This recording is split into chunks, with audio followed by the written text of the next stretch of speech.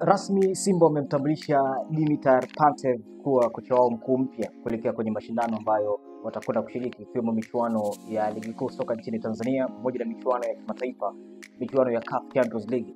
So huyu ni mwalimu ambaye uzoefu wake mkubwa unaweza kusema ameupata akiwa katika kikosi cha Gaborone United kutoka katika nchi ya Botswana. Ni mwalimu ambaye hana CV kubwa sana duniani kwa sababu Afrika hapa, kutoka katika nchi ya Cameroon na Botswana ndio nchi ambazo vilabu ambavyo wamevinoa wamefanikiwa kuondoka na champion kwenye mashindano ambayo wamekuwa wakishiriki huko, kiwemo michuano ya ligi.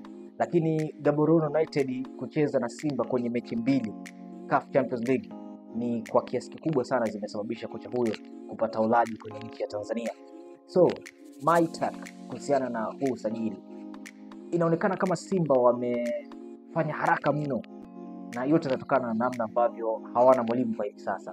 Lakini mwalimu Dimitar si mwalimu ambaye mwenye daraja ambayo unasema kwa Simba kwenye miaka hivi karibuni wameweza kufanikisha kuwa na makocha namna hiyo, kwa sababu namzungumzia mwalimu kama Benfica. Ni mwalimu ambaye amekuja Simba lakini tayari alishakuwa na experience kubwa ya kufundisha soka, ikiwemo kutoa uchampioni wa Afrika kwenye michuano ya kombe la shirikisho. Same career japo tofauti kidogo, mwalimu Fadlu Davis, lakini experience ya kufanya kazi kwenye ligi kuu ya soka nchini Afrika Kusini, pamoja na kufanya kazi akiwa kama assistant coach kikosi cha Raja Casablanca, na sasa hivi mwalimu Dimitar, kiukweli unaweza kusema Simba wameshuka.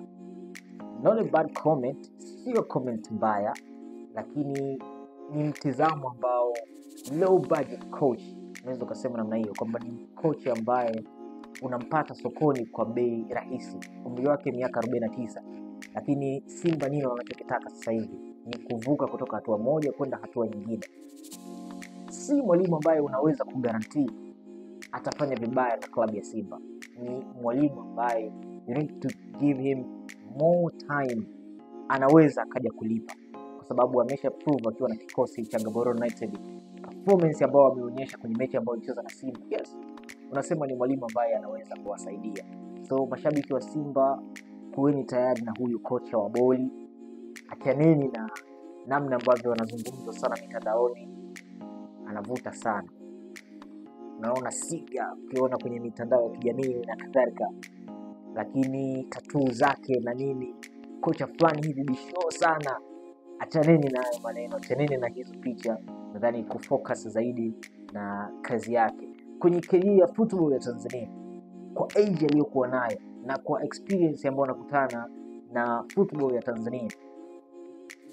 Sio 100%, yani sio guarantee kwamba ni mwalimu ambaye anaweza kufanya vibaya akiwa na klabu ya Simba, lakini you can imagine, unaweza ukapata mtizamo yani kutokana na huyu mwalimu kutokuwa na hiyo experience ya kufanya kazi kwenye nchi tofauti katika bara la Afrika. So ukitoa CV yake ya kufundisha hivyo vilabu kutoka katika nchi ya Botswana pamoja na Cameroon, nimeona kwenye CV yake amefanya kazi pia Sierra Leone, sio nchi kubwa sana kwenye mafanikio ya football Afrika.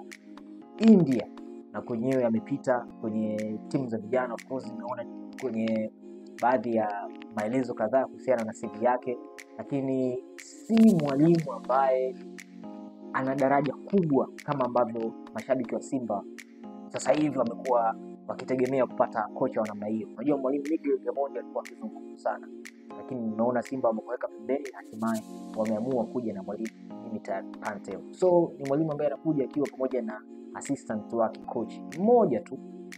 Atakutana na jopo la makocha wengine ambao wapo kwenye klabu ya Simba, wachezaji wengine ambao wapo kwenye klabu ya Simba, ambao mwalimu ataendelea kubaki nao katika mechi ambazo watakwenda kushiriki. Soka lake ni la kasi sana.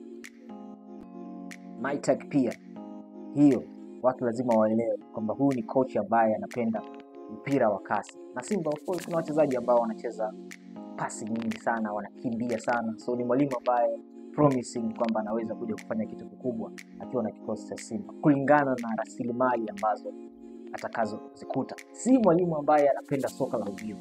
Amefundisha mchezo wa futsal, mchezo fulani hivi ambao unahusisha 5-a-side, watano, then unachezwa kwenye sakafu. Kulingana na watu walivyokuwa wachache, manake muda mwingi watu wamekuwa wakikimbia sana. So ni mwalimu ambaye amepata hayo mafanikio kwa sababu kwenye ligi ya futsal 5 times amefanikiwa kuwa champion. Ni mwalimu ambaye hana jina kubwa kwenye soka katika nchi ya Bulgaria, lakini kwenye kucheza alikuwa anacheza kama eneo la midfield. So maana yake ni kwamba anakuja kuleta kitu kipya kwenye kikosi cha wekundu Msimbazi Simba. Let's wait and see. Tutamshuhudia katika mechi ambazo Simba watashiriki, ikiwemo michuano ya ligi, mechi za CAF Champions League na mashindano mengine katika nchi ya Tanzania. Atakutana na kina Kids pale Mkandaji au Rastaman na nyota wengine ambao wapo kwenye kikosi cha Simba, kina Shomari Kapombe, nyota kama Morris Abraham na kadhalika.